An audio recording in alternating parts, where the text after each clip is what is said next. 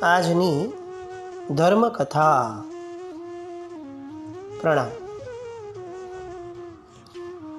એવું કહેવાય છે કે દેવો અને દાનવો વચ્ચે ઝઘડા થયા અને એટલા ભીષણ ઝઘડા થયા કે પછી એનું સોલ્યુશન લાવવા માટે અમૃત મંથન કરવું પડ્યું. અને એ અમૃત મંથનમાંથી જે અમૃત નીકળ્યું એ દેવોએ લઈ લીધું, એટલે દેવો અમર થઈ ગયા અને દાનવો એનાથી વંચિત રહી ગયા. અજૈન અને લૌકિક માન્યતા પ્રમાણેનો આ એક પ્રસંગ. આપણે જે મુખ્ય આમાંથી સાર લેવો છે એ છે કે અમૃત મંથન બાદ જે નીકળે એ અમરત્વ આપે એવું હોય.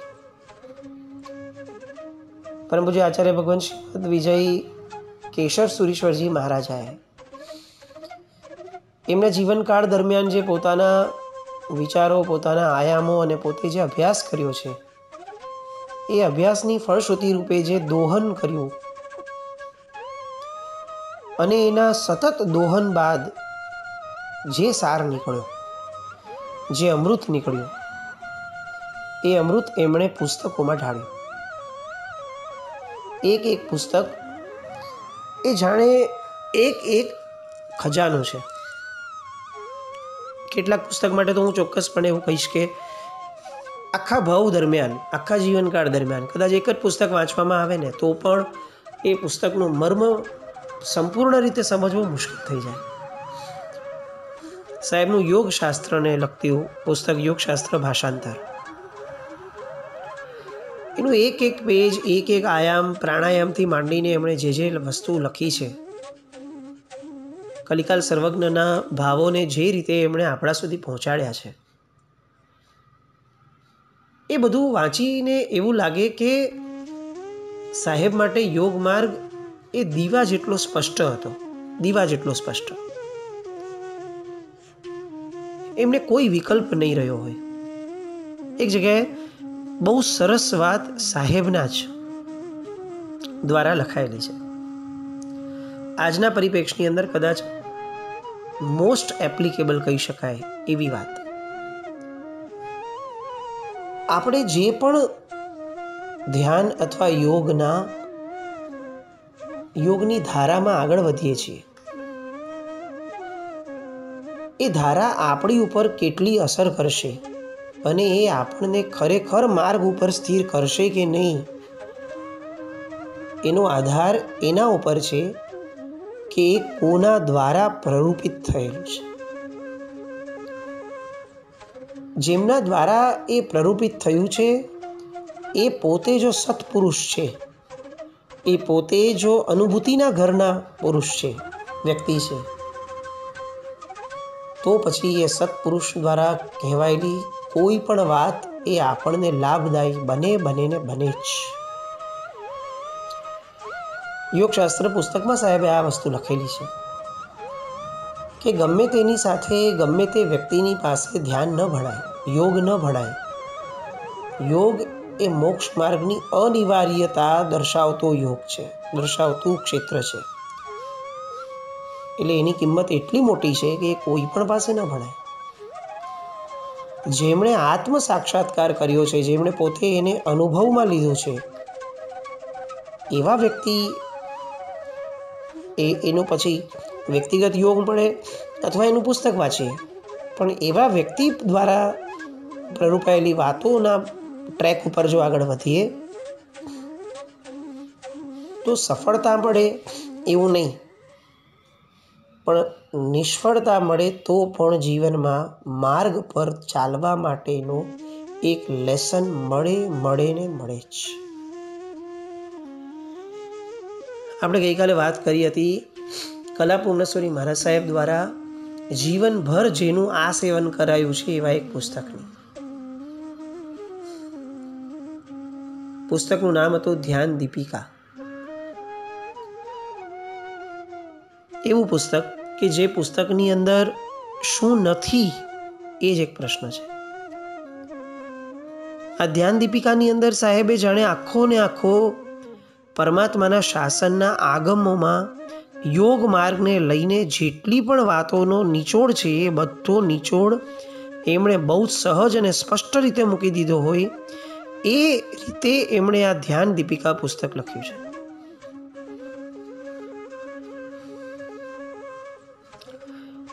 એમાંની કેટલીક વાતો બહુ જ શોર્ટમાં લેવાની ધારણા છે. એમણે એમાં ધ્યાનના પ્રકાર કીધા કે ધ્યાનના ઘણા પ્રકાર છે. અશુભ, શુભ અને શુદ્ધ, એના સિવાયના પણ ઘણા ભેદો, એના અંતર્ગત પણ ઘણા પેટા ભેદો છે. અશુભ ધ્યાનનું ફળ નબળી ગતિ, શુભ ધ્યાનનું ફળ સદગતિ અને શુદ્ધ ધ્યાનનું ફળ મોક્ષ છે. શુભ અને અશુભ ધ્યાન જ્ઞાની અને અજ્ઞાની બંનેને હોઈ શકે છે. જ્ઞાની જીવને શુભ ધ્યાન હોય એવું જરૂરી નથી અને અજ્ઞાની જીવને બધું અશુભ જ જ્ઞાન હોય એ પણ જરૂરી નથી. જ્ઞાન અને ધ્યાન એ બેઉની વચ્ચે કોઈ ડિરેક્ટ કનેક્શન નથી. ધ્યાન એ જ્ઞાનના સારભૂત તત્વ તરીકે છે. ફક્ત જ્ઞાન મેળવી લેવાથી ધ્યાન શુભ થઈ જશે એવું નહીં. એ જ્ઞાનનો નિચોડ જીવનની અંદર ચિંતન મનનમાં ઘૂંટી અને એને આત્મસાત કરવો પડે ત્યારે જઈને શુભ ધ્યાનમાં એ પરિવર્તિત થાય છે.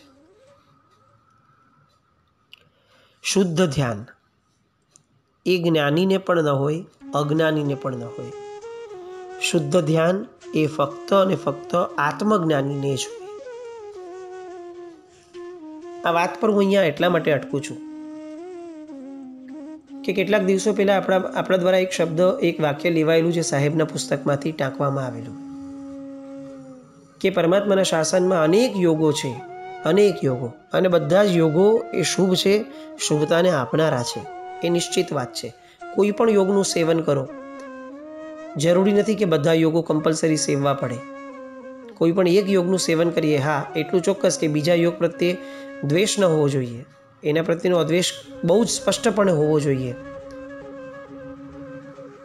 પરંતુ એક ક્ષેત્ર એવું છે કે જેના વગર મોક્ષ શક્ય જ નથી અને એ છે ધ્યાન યોગ.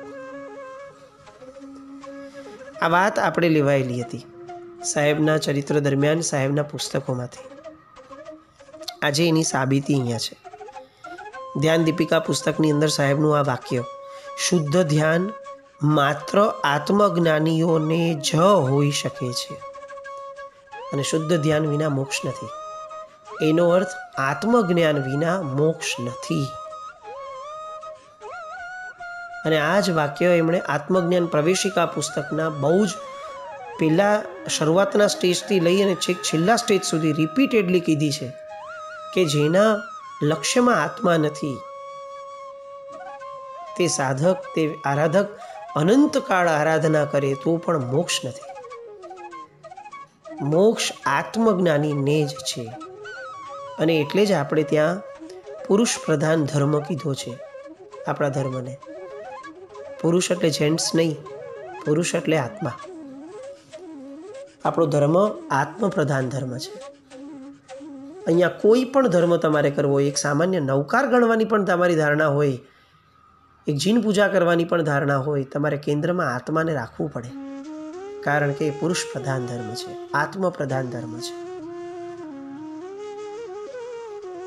પ્રધાન તત્વ તરીકે જો આત્મા નથી તો એ લૌકિક અને લોકોત્તરના ભેદમાં ક્યાંક ને ક્યાંક અટવાઈ પડશે.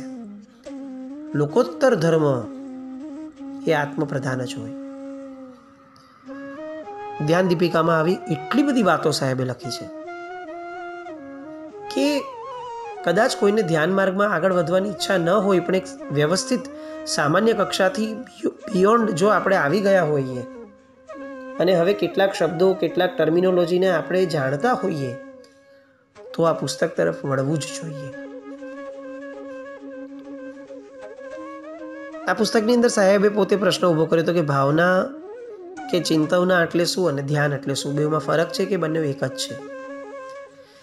તો એમણે એ બહુ સરસ જવાબ આપ્યો કે ધ્યાનની પૂર્વે જે ચપળ અધ્યવસાય છે, ચપળ કે જે ચલિત છે, એવો જે અધ્યવસાય છે એ અધ્યવસાય એટલે ભાવના અથવા ચિંતવના.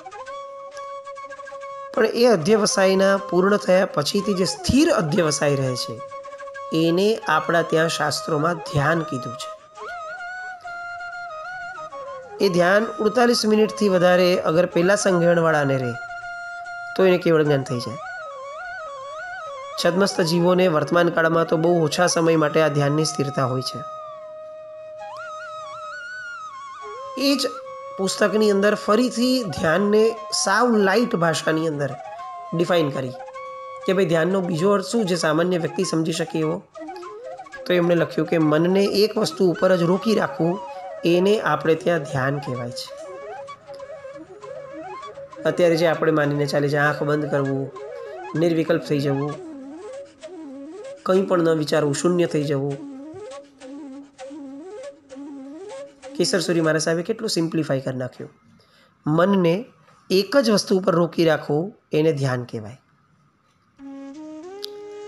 અને આ ધ્યાનને અલગ અલગ રૂપ ભાવના, અનુપ્રેક્ષા કે ચિંતવના દ્વારા કેટલાક લાંબા સમય સુધી ખેંચવું એ સાધના છે. ધીરે ધીરે એનો સમય વધારતો જવો એ સાધના છે. પણ બહુ મુખ્ય વસ્તુ જે એમણે આ પુસ્તકમાં લખી, જે મને ટાંકવી બહુ જરૂરી લાગે છે, કારણ કે કેશર સૂરી મહારાજ સાહેબનું ચરિત્ર સાંભળ્યા પછીથી લોકોમાં, આપણા બધામાં એવું લાગવા લાગ્યું કે આપણે પણ ધ્યાન કરવું છે, આપણે પણ ધ્યાન કરવું છે. તો કેશર સૂરી મહારાજ સાહેબે આ ધ્યાન દીપિકામાં જ બહુ સરસ રીતે વોર્ન કર્યા છે. એમણે લખ્યું છે કે કોણ ધ્યાન કરી શકે, આ ધ્યાનવાળા યોગની અંદર એન્ટર કોણ કરી શકે. તો એમાં એમણે કેટલાક લક્ષણો લખ્યા છે. જે જીવ વૈરાગ્યવાન ન હોય, એટલે કે જેને વૈરાગ્ય નથી, જેને કષાયોની મંદતા નથી, એટલે બહુ તીવ્ર કષાય છે, જેને તત્વના યથાર્થ નિર્ણય હજી સુધી આવ્યા નથી જ્ઞાનની અંદર, જે પ્રમાદી છે, જેને આસનની સ્થિરતા જ નથી, એક આસને બેસી જ નથી શકતો, જેને અનુકંપા નથી, એટલે કે કોઈને જોઈને દયા નથી આવતી, જે સત્ય બોલનાર નથી, અને જે આરંભ પરિગ્રહ આદિની મૂર્છાનો ત્યાગી નથી, જે સ્થિર આશયવાળો નથી, સ્થિર ચિત્તવાળો નથી, જેનું સમ્યક્ત્વ શુદ્ધ નથી, જે ધૈર્યવાન નથી, જે જીતેન્દ્રિય નથી, જેને લોકસંગનો ત્યાગ ન હોય, લોકો સાથે બેસવાનો કંટાળો ન હોય, જે મિતભાષી ન હોય, બધા સાથે સારું બોલે, મીઠું બોલે, મધુરું બોલે, એવો ન હોય, આવો આત્મા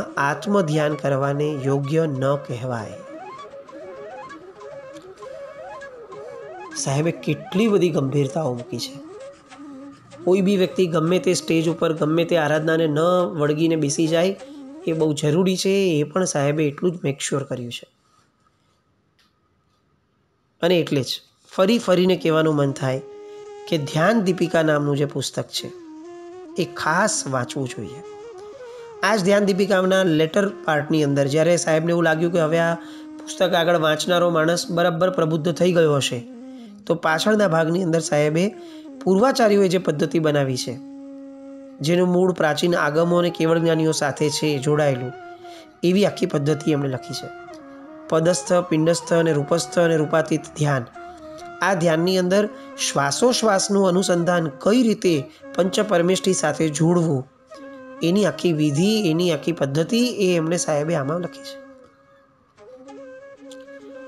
અને આ વિધિ કરવાથી મહાન પુણ્ય બંધાય, મિથ્યાત્વ મંદ થાય, આત્મ સાક્ષાત્કાર થાય અને અનુક્રમે મોક્ષની પ્રાપ્તિ થાય.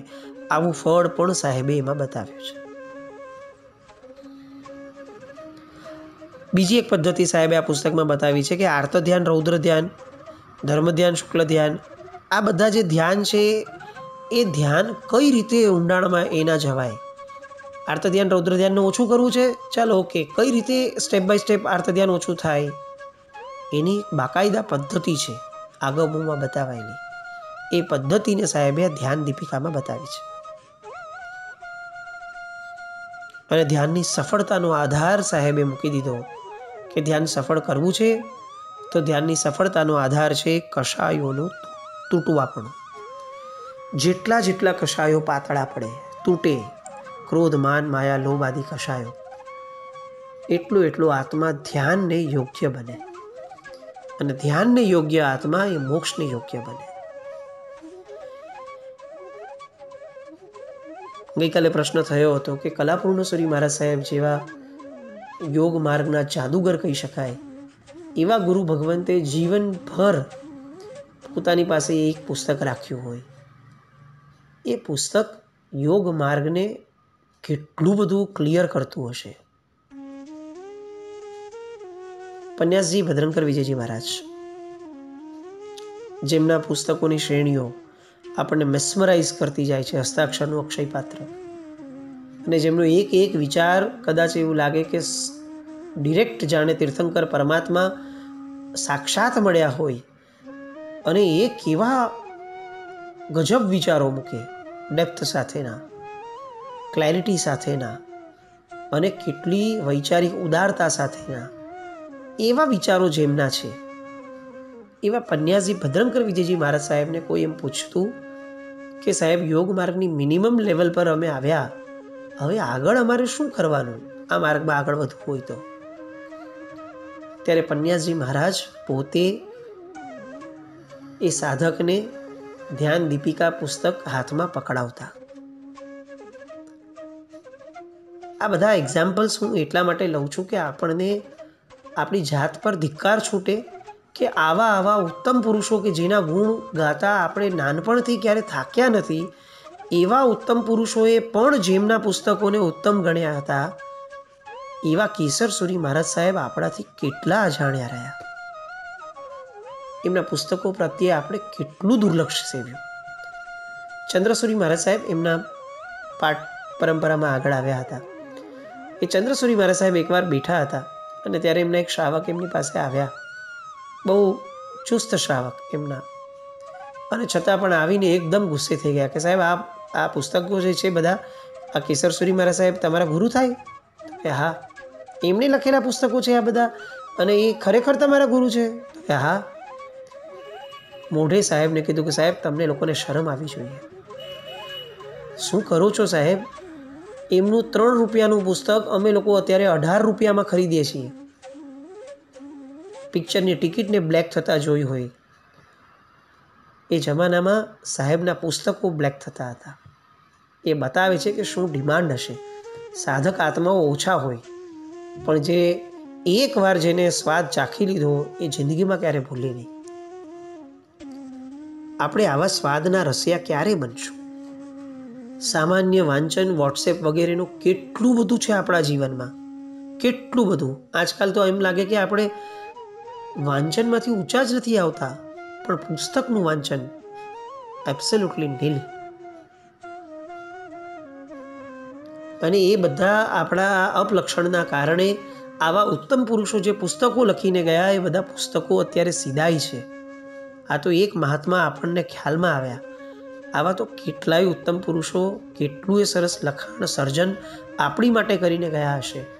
આપણે આ મોબાઈલના ભોગે એ પુસ્તકો સાથે કેવો ભયંકર અન્યાય કરી રહ્યા છે, અને પોતે આપણે કેટલો કર્મબંધ કરી રહ્યા છીએ.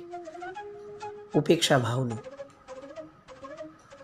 ધ્યાન દીપિકા 100% વાંચવા જેવું આ પુસ્તક, કે જે પુસ્તકના કારણે આપણા પોતાના વૈચારિક સ્તરોમાં બહુ ફરક પડી જાય.